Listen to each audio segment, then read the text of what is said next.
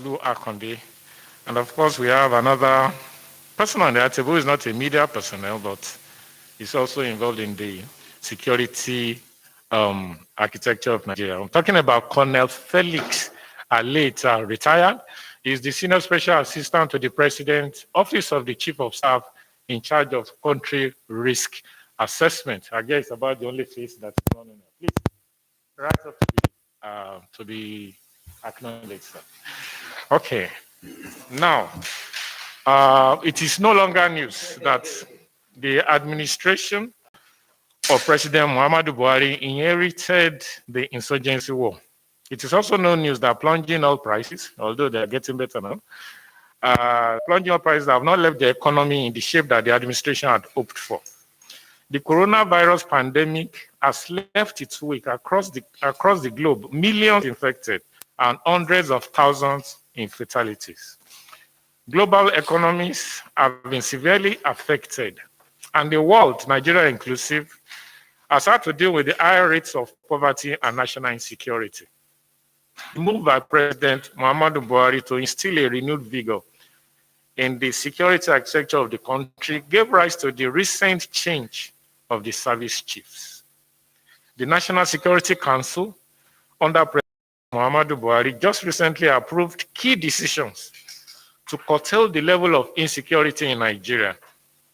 This morning, in continuation of a series of special briefings coordinated by the Presidential Communication Team, the National Security Advisor, Major General Babagana Monguno, will expatiate on a topic is titled Internal Security in Nigeria, Status and the Way Forward. National Security. After he has given us his briefs, we will take a few questions, and please let's be mindful that we are running against time. National Security. You have to come up here.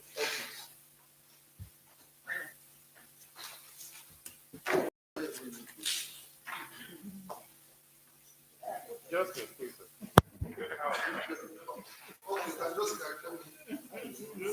Keep calling.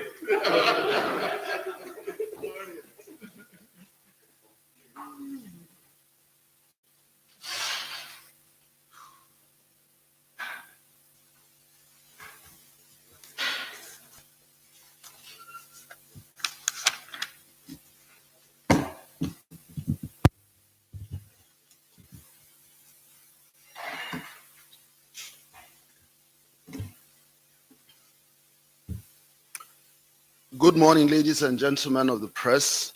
Let me start by thanking you for coming for this brief on the national security situation in the country. I have been asked to give you an update on the security situation in the country and to also dwell in part on the successes achieved by the government of President Muhammadu Buhari. Now, we all know that in May of 2015, when President Buhari came in as president, he came in with a promise of trying to achieve three things during his stewardship. And these are improving the economy, tackling insecurity, corruption. You will agree with me that all these three issues are interrelated and have an impact on national security. And if one is scuttled, the rest cannot be implemented. For example, if we do not improve the economy, then there's a chance, a very great chance, that criminal elements will begin to emerge and the security situation will be in dire straits. And that is why, looking at the focus of Mr. President, His focus is benchmarked on these three key issues. And these key issues are central to whatever we will achieve, especially in terms of securing the people, which is the primary responsibility of government. It is easy for me to stand before you and reel out the achievements of the government in terms of securing the country. That is not a problem. Where the problem lies is that unlike economic issues and issues of corruption, where you can see results that are tangible that people can relate to, with security is quite different. For instance, in terms of the economy, you could come out and say we've laid out 10,000 kilometers of road network. The people can see and feel it and understand it. We've saved for in the period of 1 year. The people can understand that. But in terms of security, because there's some underlying emotional or psychological aspect intrinsically linked to what the people expect, it is difficult to say this is what I've done, because at the end of the day, the end user, that is the citizen, what he can relate to is a complete atmosphere bereft of insecurity, agitation, panic, and so on and so forth. While acknowledging that we have achieved a lot by way of taking out criminal elements, insurgents, bunkerers, and so on and so forth,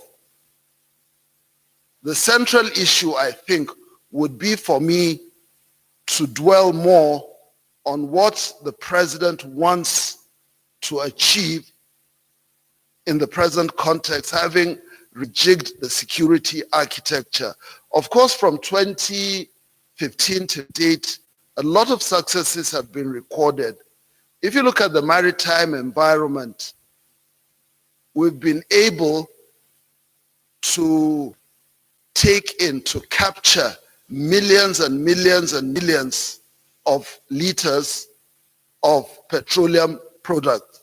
We've been able to take out a lot of sea robbers and pirates on the high seas. In terms of the insurgency in the northeast, we have been able to take out a lot of the insurgents. I know from the top of my head, from March of last year to December of last year, the military was able to take out 2,403 insurgents, but not everybody knows that. The military was able to free 864 kidnapped victims. Nobody in your own situation. So if I am living in Konduga or Mafa or Kalabalgi or Bama or Yusufari, I can only relate to what is happening within my immediate. Despite all the achievements, and I can assure you a lot of achievements have been recorded, but these achievements are mostly operational in nature, and only the operational elements have a catalog of what they've achieved, either mentally or in writing, documented. But they have been able to. I'll tell you one thing. When this government came in the first time, we were inundated with a lot of incidents of IED cases, issues of improvised explosive devices going off left, right, and center. But the government, within a period of 1 year, was able to contain this situation, especially working comprehensively to deal with the root causes of the problem, like the issue of illegal importation of fertilizers, which the Office of the National Security Advisor had to deal with. and so many other cases like that. Again, when the government came to power, there were other issues that we inherited. I know several local governments were in the hands of these terrible human beings, but we were able to get back these local governments.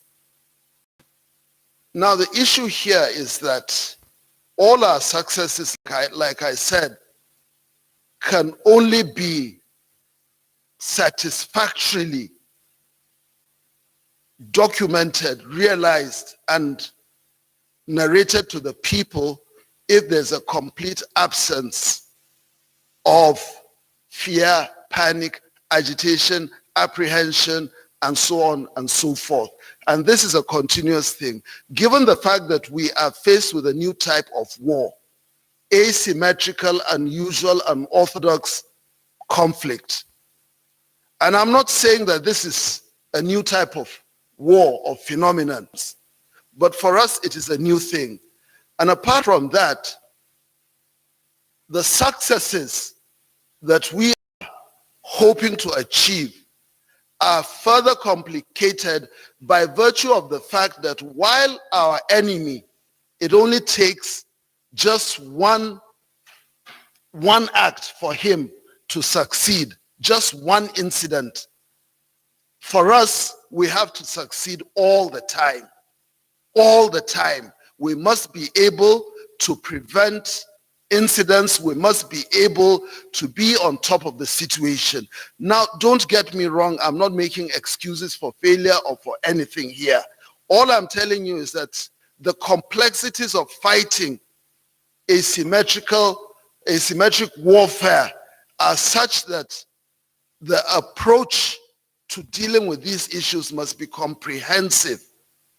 The entire government has to work with the whole population, the society, to achieve the desired result for the country. And when we say the whole government, there's been this misconception. When you say whole of government, we're not saying whole of executive. I know a lot of people, yes, the tangible elements, the tangible aspects of security lie squarely on the executive, which has control of the armed forces, constabulary institutions, paramilitary institutions, in short, all the elements you need, the government needs to enforce its will, to assert its power. That is an executive function, quite all right. But that executive function also cannot be realized in isolation. You need legislative partnership. The legislature has to make those laws that are commensurate or compatible to what is happening in our society that is making it so unsafe. Likewise, the judiciary also has to come up with codes, with punishments that are also appropriate and commensurate. You cannot punish an individual in the 21st century in 2021 with the same type of the punishment that was used in 1958 or 1959. So when we say the entire government, the whole of government, these three arms must operate like a tripod. Secondly, these three elements also have to work with the larger society, the wider society, traditional institutions, religious institutions, and so on and so forth, to achieve the end state.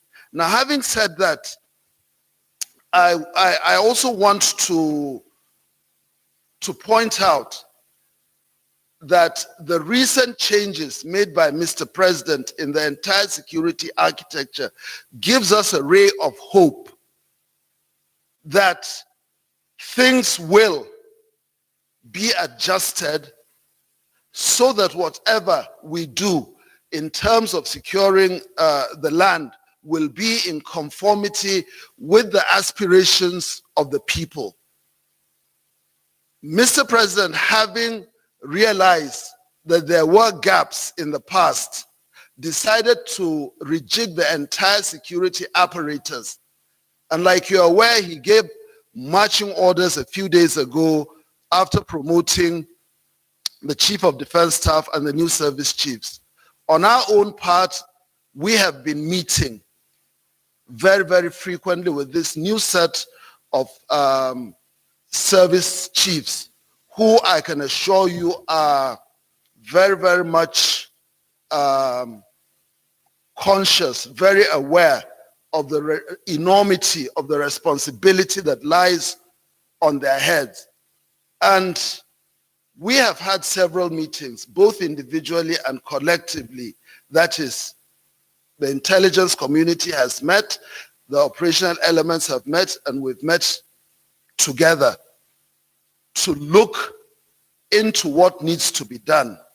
Of course, we've made our initial presentations to Mr. President, and Mr. President has already approved that he's going to implement those issues that need to be implemented. For one, there's the issue of deficiency in equipment, and there's also a lack of personnel, the required numbers, the force levels. And of course, while on the one hand, the issue of personnel is a grave concern for us, you must understand that it is a mid to long-term problem which has to be dealt with in that manner. It will take time to vet, recruit, train, and then send people into the theater. But on the other hand, we can't fold our arms and sit back while we're waiting to build force levels. So what do? We need to equip our forces, both the operational and the intelligence elements. What they need definitely are force multipliers, MRAPs, APCs, light, medium, heavy machine guns, IED, counter-IED equipment, air assets, and so on and so forth. The president has already endorsed, and he has seen the need to quickly fill this void so that these people with who he has charged with the responsibility of taking out the enemy, degrading him, will have the opportunity to do that. Because for one thing, the new service chiefs have realized that they're under-equipped, and they've made overtures and treaties to Mr. President to find a way of helping them with this equipment. That will be done. Secondly, on the part of the operatives, both intelligence and defense, we have decided now to consolidate our efforts in such a way that there's unison in whatever we do. We must, because issues that dragged us behind in the past, we have all realized we must find a way to overcome these issues. And I'll tell you that it's not just peculiar to Nigeria. All countries facing this type of situation have had to deal with the issue of institutional rivalry, whereby organizations tend to work in silos or they tend to stovepipe. For us, I can tell you it's fallout of our protracted stay in our military involvement in governance, and that's the price we have to pay for. We still have the residues, the vestiges of that military mentality, which I am trying desperately to overcome, because if we do not work together in harmony, then there will be a significant problem. But I can see the arrival of the new service chiefs. We are singing from the same hymn sheet. We all understand the need for the convergence of ideas and effort so that we can take out the enemy. For one thing, we're dealing with a group of people that are terrible, and whatever we do, we will also have to work with the larger society. And that is why when we keep saying whole of government and whole of society, what we mean is that without the larger society, it is going to be difficult. Once again, please don't get me wrong. I'm not trying to make excuses, but I'm just trying to tell you that if you want to achieve results, there are many ways of achieving results. You could go to the farm with a hoe. It might take you 8-9 months to get what you want. But when you go with a tractor, it will be far quicker.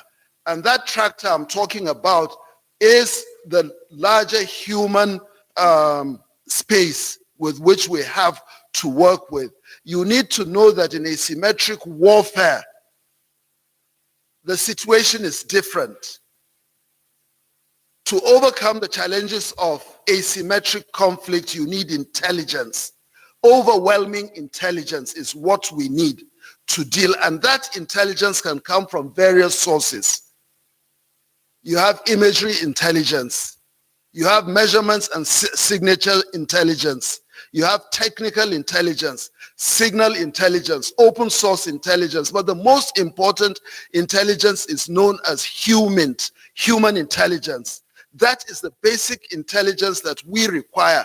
And what I have told the service chiefs and the intelligence head is that we must find a way, also with the constabulary elements from the police, we must find a way to cultivate the larger society. And the president has always told me that it is very, very important, because without the local community, and you can see that we've been thinking of community policing, the idea is that the local community gives you the basic intelligence you need to deal with these outlaws, because they are the ones who are in contact, who have proximity to these people.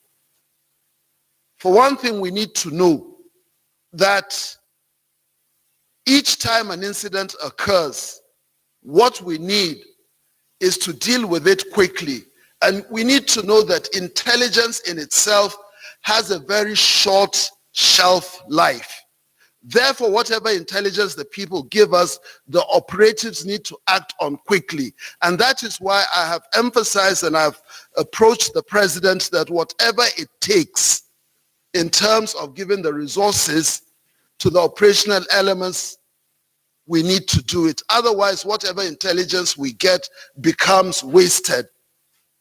If right now I'm told there's an incident in Ikeja, and my response time is slow before I get to Ikeja, the fellow in Ikeja may well be in Fiditi in Oyo State. By the time I get to Fiditi, he's maybe in Kauranamoda, and so on and so forth. So it is important for me to explain to you that government is making efforts to acquire all the necessary equipment to deal with these issues.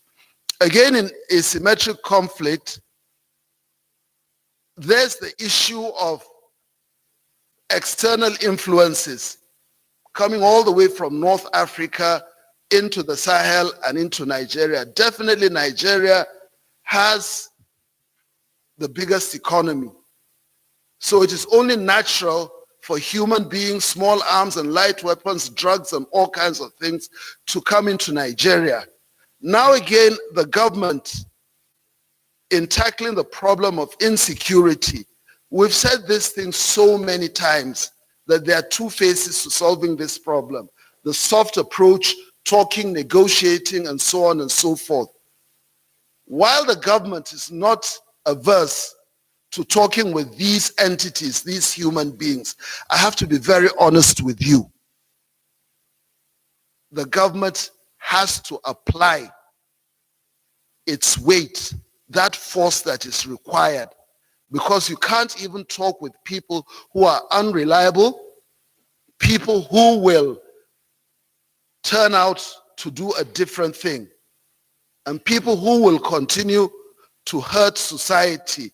So basically, what the government wants to rely upon is to deal with this issue by using all the assets, military assets, intelligence assets at its disposal to eliminate these people. If along the line, some of them are ready to come out and talk and negotiate. When the time comes, we'll do that. But for now, we can't keep on dwelling on let's dialogue. Psychologically, it's not even good for us. It paints the picture of weakness. It paints the picture of incapacity. And I, just like the governor of Kaduna State, do not see any reason why we cannot, with what we have, deal with these elements. These are not people who are looking for anything that is genuine, kosher, legitimate. These are people who are just out to perform atrocities, to take measures, calculated measures to inflict pain, violence on people. At the slightest opportunity, they go haywire. And so it is important for us to realize that we're dealing with people who are not looking for anything, people who, without provocation, will give vent to their homicidal instincts, and we must deal with them the way they have to be dealt with. And let me tell you also that societies that are developed, that are advanced, have faced these challenges throughout history. The most advanced countries have had issues with these type of people, and at the end of the day, they had to assert the government's will to deal with these people. So it is important for me to state to you that the new direction of the government is to come out with its full force. The government is not going to allow itself to be blackmailed by any group, by any individual who thinks he can hide under the surface and then use proxies to deal a fatal blow on innocent people. That, I want to assure you, categorically and unequivocally, the government is going to apply its full weight to deal with these criminals until such a time that they vacate the shores of this country. Now, in dealing with this issue, also the president realizes the need for tangential auxiliary organizations to key in. For example, the issue of drugs coming in, small arms and light weapons, and so on and so forth. In terms of policy, the government has done quite a lot. It has come up with the policy framework. It has come up with also the national security strategy, with the national policy on cybersecurity. All these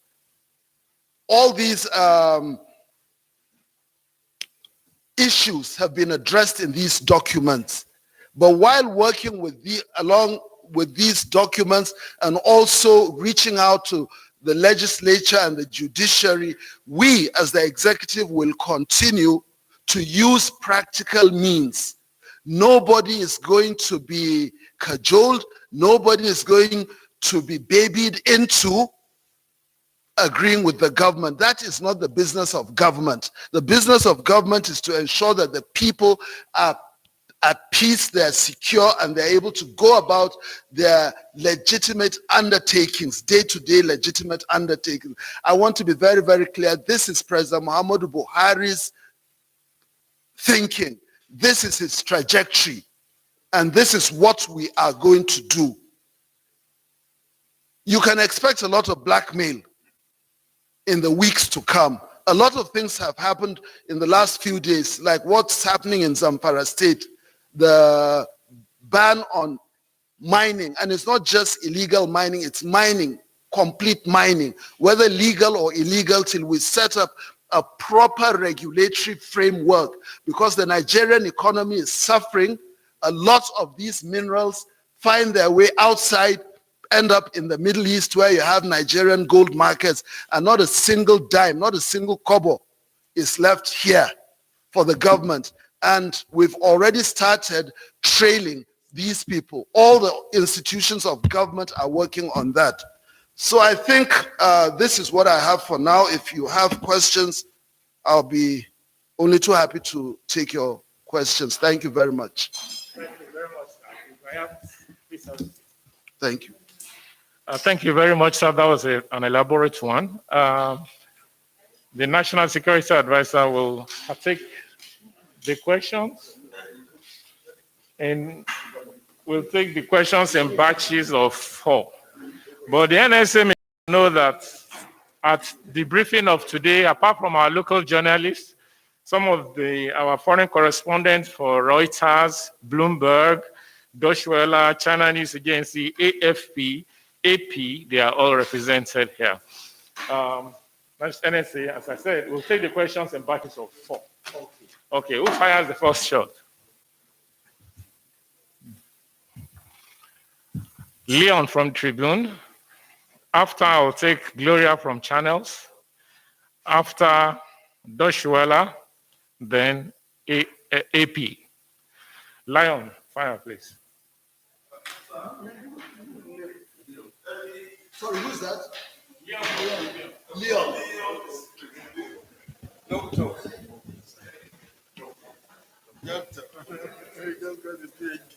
Really?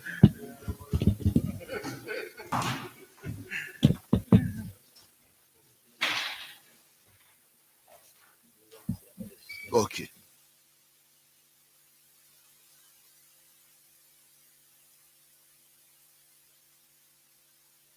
Okay. Can I go ahead, sir? Yes. Early in the fight against insurgency, the federal government engaged some mercenaries from somewhere to help it, in that fight. And it would appear that some progress was made at the time. And since we are desperate to end this insurgency, why is the government against the re-engagement of mercenaries to help it to achieve that goal? That's why my second question, sir, is yesterday at about 3 p.m., some armed men stormed the National Institute of Construction Technology in Uromi, in Edo State. They abducted at least 3 students and a teacher, or a lecturer. That would be the first time school abduction, if I'm not mistaken, is taking place in that part of the country. It will appear now that we have some copycats. People are learning from bandits in the northwest, and they are now going into schools in the south or other parts of the country to take students and teachers.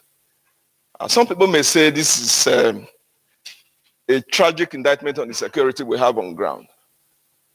How prepared is the government or the security forces to deal with the issue of copycat bandit kidnappers that are now trying to go into schools in other parts of the country? Thank you.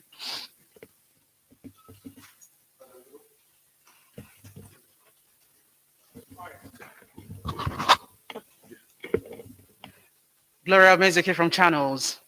So when you say things like the government will bear its full weight to tackle insurgency, that means everything would be employed to do this.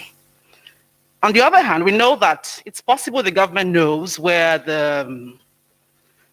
these guys are, the insurgents are, and then there's the worry that it cannot weigh down on them because other people might be affected, like the victims. How do you intend, to do this? Thank you.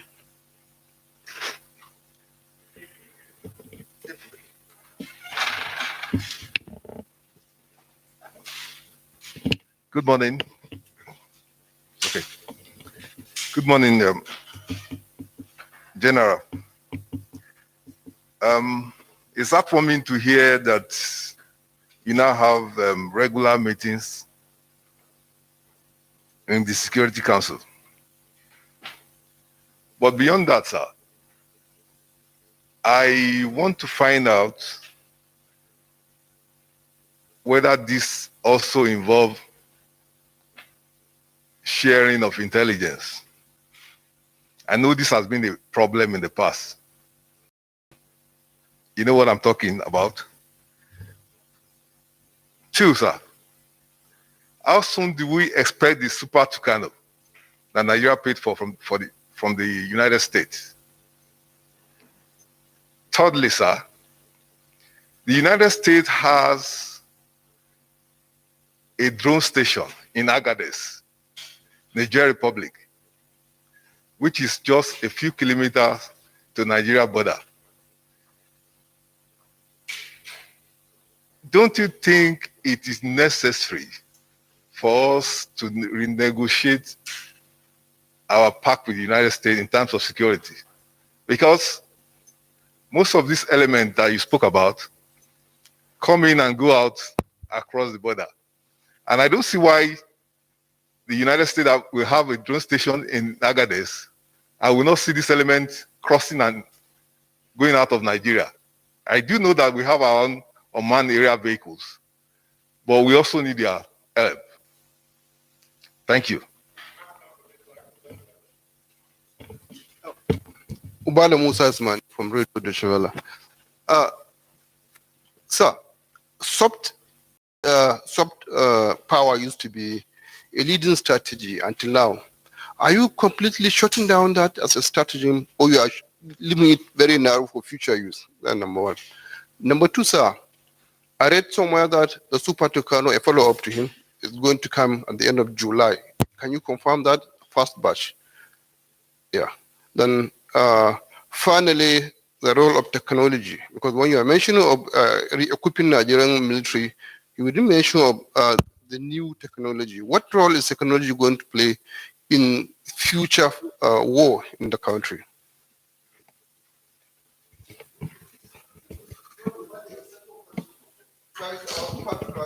Is it coming at the end of July?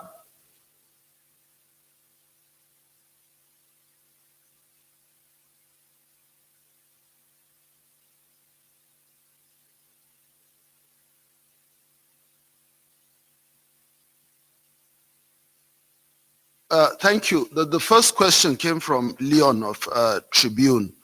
When this administration came in, it's true, we had these mercenaries helping out in the Northeast. But the direction of the commander-in-chief is that we do not engage mercenaries when we have our own people to deal with this problem. This is basically a presidential directive, and there are so many issues when you come to the issue of mercenaries. It has to do with the issue of national pride also. I know you will say, can pride be more of a concern than our security? I do understand that. But what we're looking at here is that we have the resources. It's just misapplication or underutilization that has affected our ability to deal with these people. And the president has given a new lease of life to the armed forces, and I believe that we should be able to overcome these people without resorting to help from mercenaries. That is the first question you asked. Now the kidnapping of those youngsters and the teachers from the Southwest. Sorry, from in Edo State. Of course, the nature of these crimes are such that they become very, very profitable and they become random issues. And intelligence has been mandated to work with the police to be on the trail of these people, and also the issue of punishment, adequate punishment. Without adequate punishment, these things will continue to blossom. So we're working on 2 or 3 fronts to deal with this issue. Gloria from Channels asked,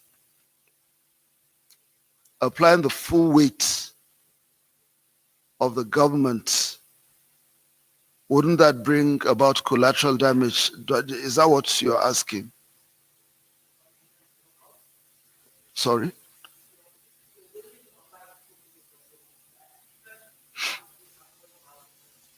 Oh, when we say we want to apply the full weight of the law, it doesn't mean we're going to go out killing people at random. That's not what I mean. What I mean is where we've been able to identify and geolocate these people, we will come down on them. And anybody who is innocent, I believe, will not be in their midst. That's not what I'm saying. What I'm saying is applying the full weight means that apply maximum force on targets that have been identified. And I think that's what we've been doing. In Marte, the same thing happened. And 2 days ago, I think in around Kukawa. So we will locate them, but we will apply that force that is needed to take each and every one of them out. And remember, in doing so, we will act based on intelligence. If intelligence tells us that there are soft targets, obviously we'll not want to do anything. So I hope I'm clear on that.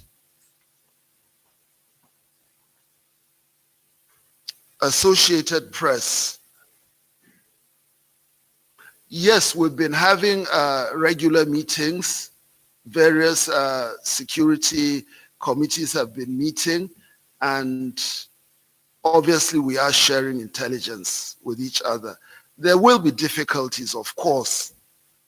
Some might not come on time and so on and so forth, but I am hopeful that from what I've seen in the last 1 month, we should be able to work together, share intelligence for the purpose of defeating one common enemy.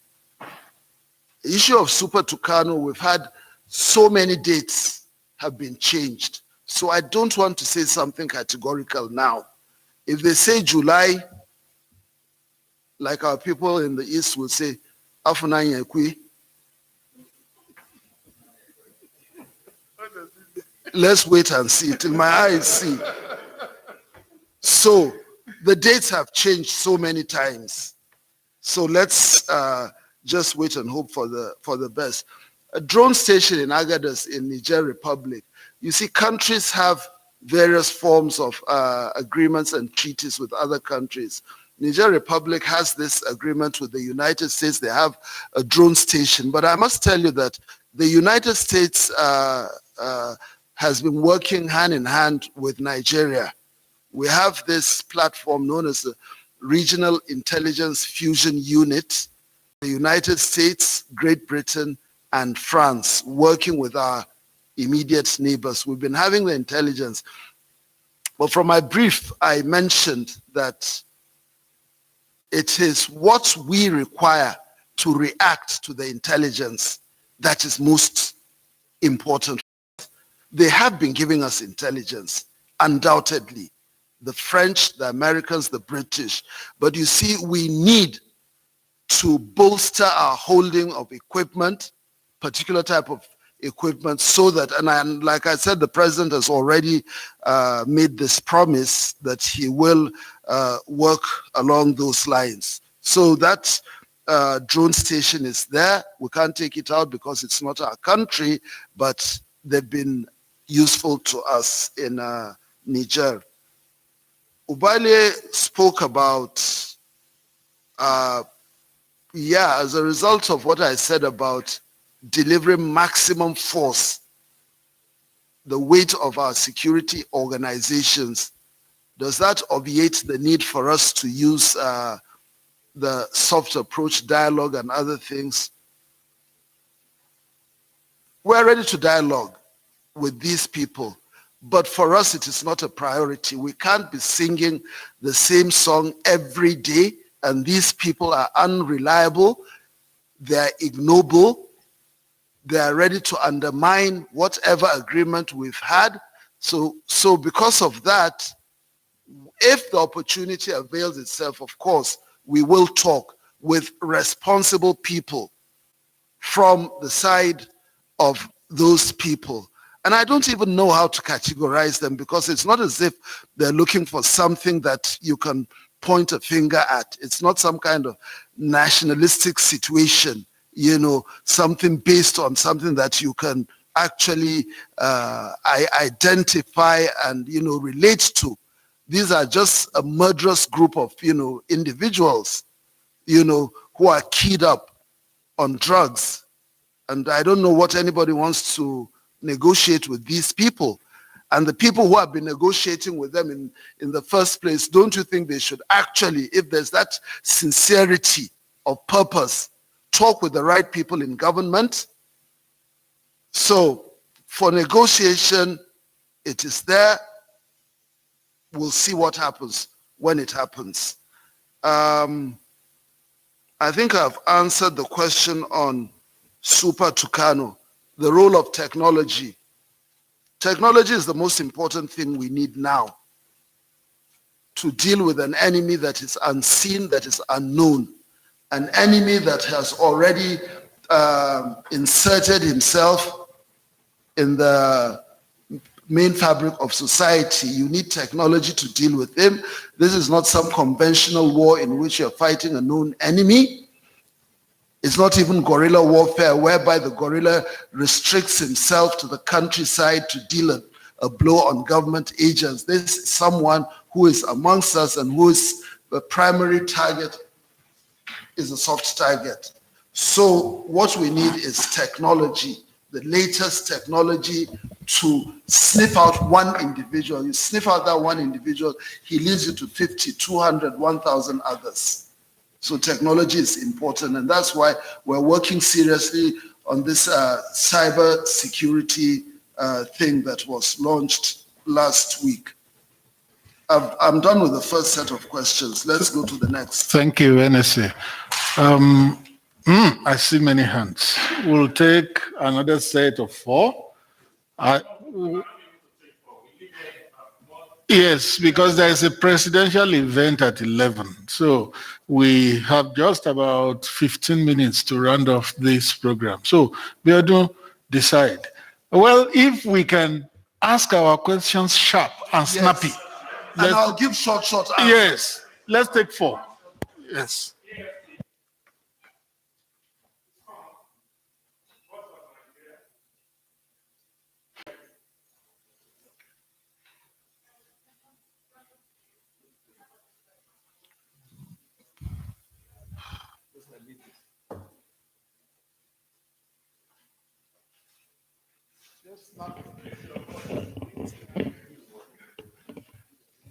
Good morning. My name is Dr. Anule Emmanuel. Dr. who?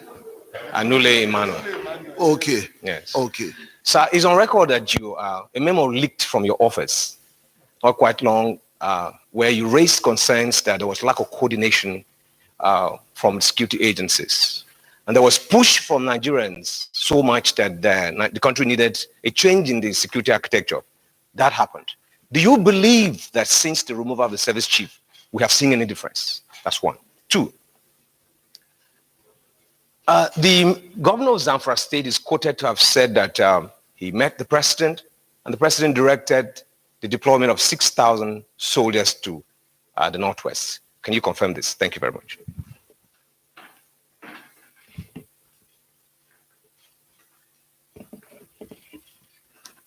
Good morning, sirs. My name is Juliana Taiwo, Balonia of the Sun newspapers. 2 questions. How come nobody has been held responsible for all the guns that have been seized by customs at Nigerian ports? And then secondly, you seem to be silent on Sheikh Gumi. Would like to hear what you have to say about him. Thank you.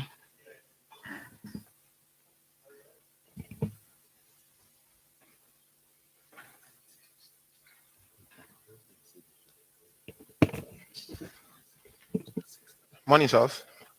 My name is Yemi Adebayo from AIT. Well, my own question is on the recurring issue of farmers' elders crisis.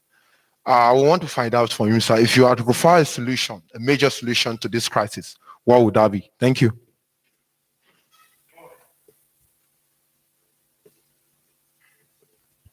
Just to add a little about issue of using the local community for intelligence.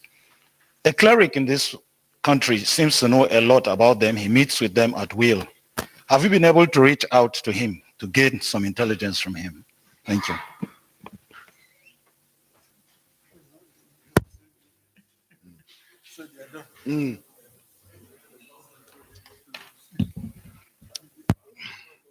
Okay.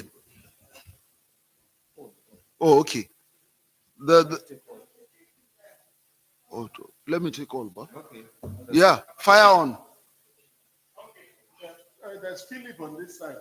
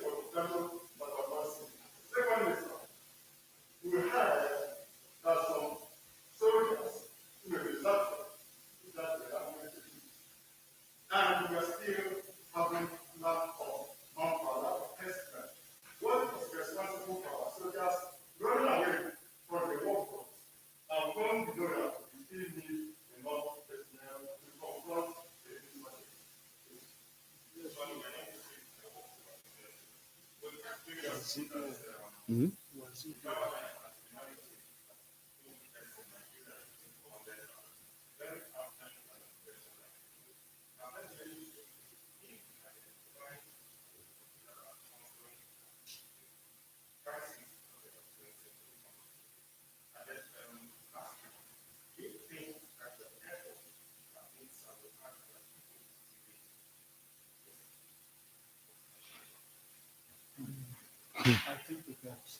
Yeah.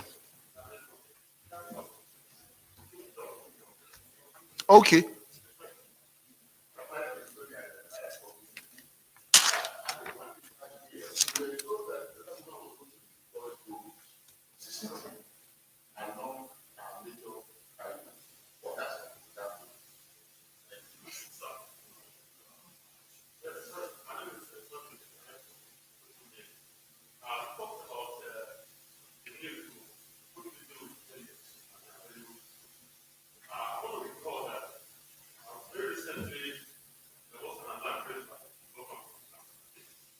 Of what state? Okay.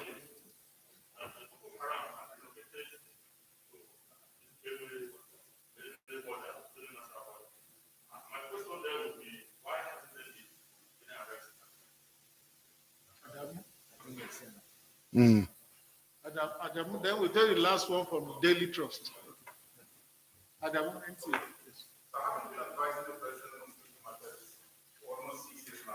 Mm.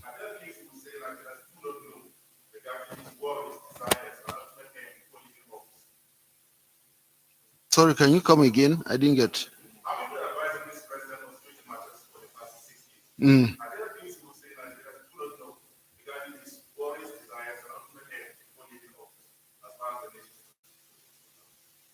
And lastly, Daily Trust.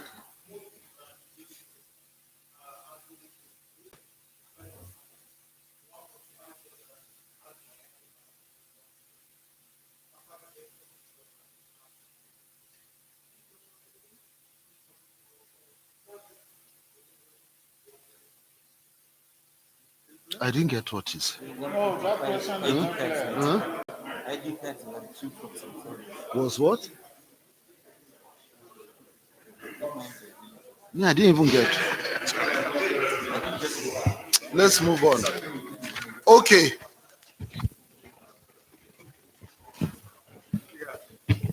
Muhyiddin Olani, Daily Trust.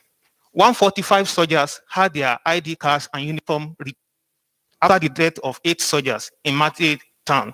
Why this action? Is it helpful for the ongoing war against insurgency? I still don't understand. Huh?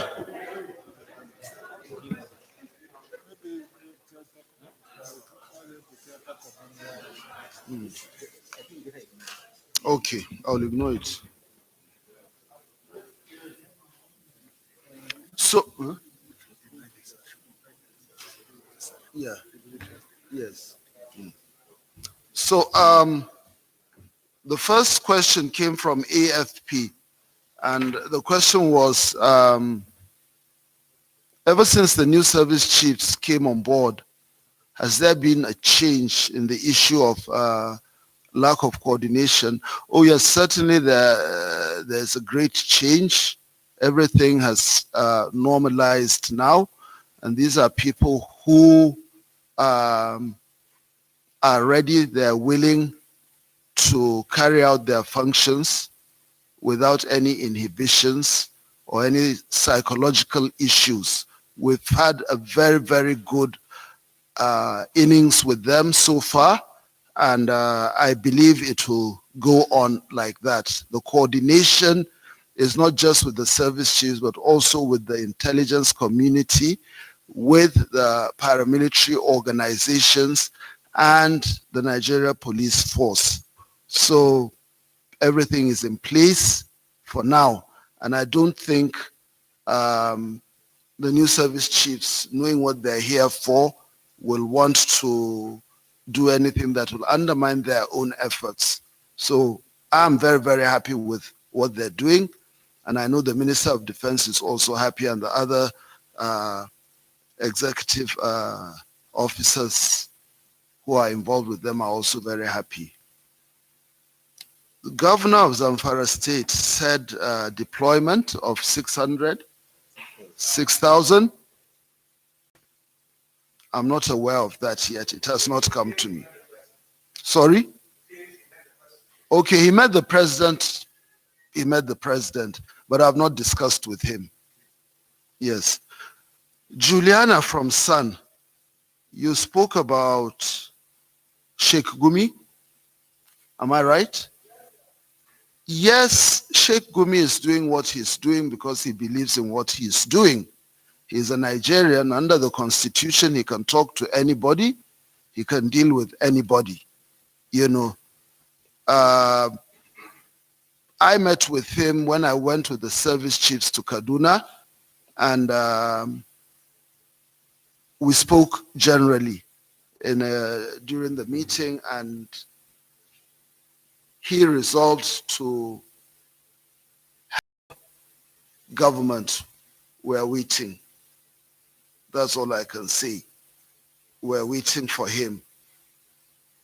Farmers herders crisis. President Buhari is also very, very concerned about the incessant clashes, bloodletting, savagery, and animosity in relation to farmers herders conflict. This is something that, of course, the president has said many times that, look, even before we were born, these people have, but he also acknowledges that times are changing. And recently, we put up something for him in respect of the National Livestock Transformation Program. He has endorsed it, so very soon I think we'll start to see changes, fundamental changes, not token changes. So I want to leave it at that, that this is an issue that is rocking the boat. We're not happy with it, and measures are being taken.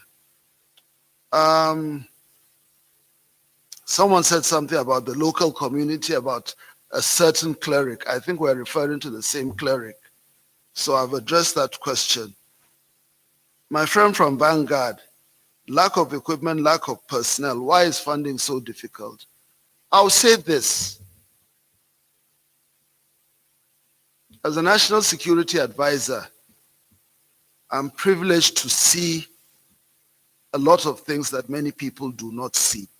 One thing I can say is that President Muhammadu Buhari has spent so much money on securing this country.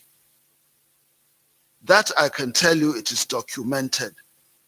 He has released a lot of money from various sources. I will say that for him, he is that concerned. Now, the issue of lack of equipment, obviously it's not President Buhari that will go and bring the equipment. So in the last 6 years, we may have had issues, and the new service chiefs also spoke about this very problem. And they are making a request to be equipped. I don't know really what happened in the past because I'm not really in the defense domain. Again, we know the president also approved 1 billion from the excess crude account for the purposes of purchasing equipment.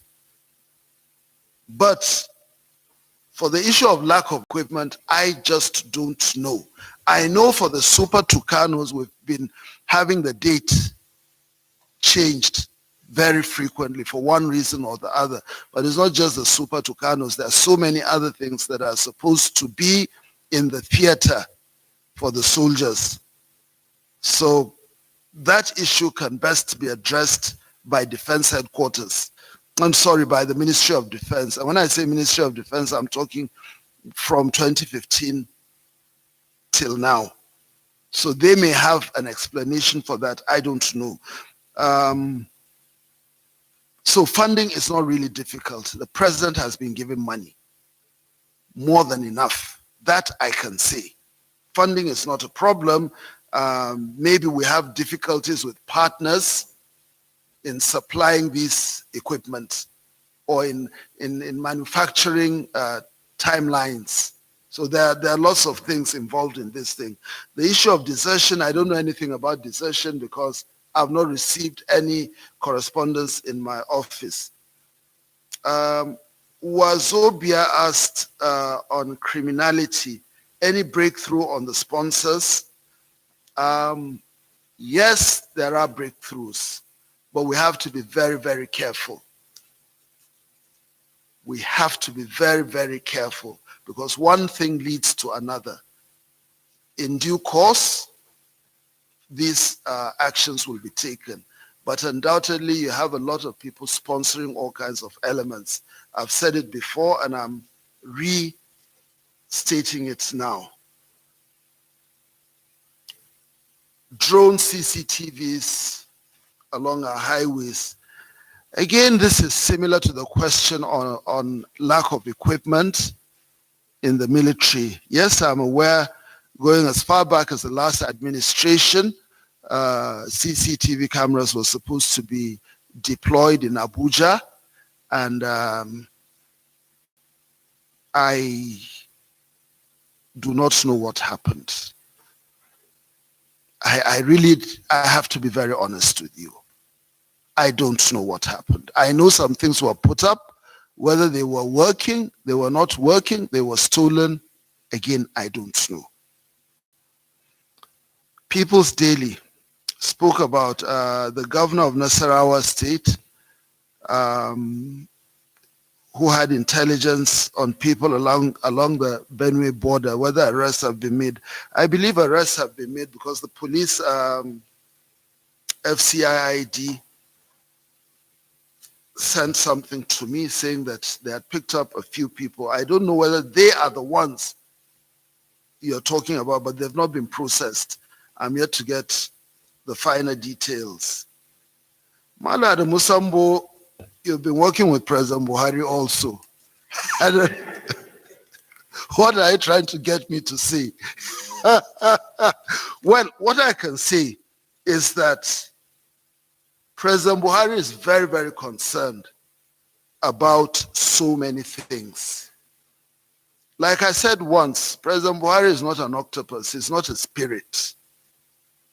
He's a manager, an executive, manager at the highest level.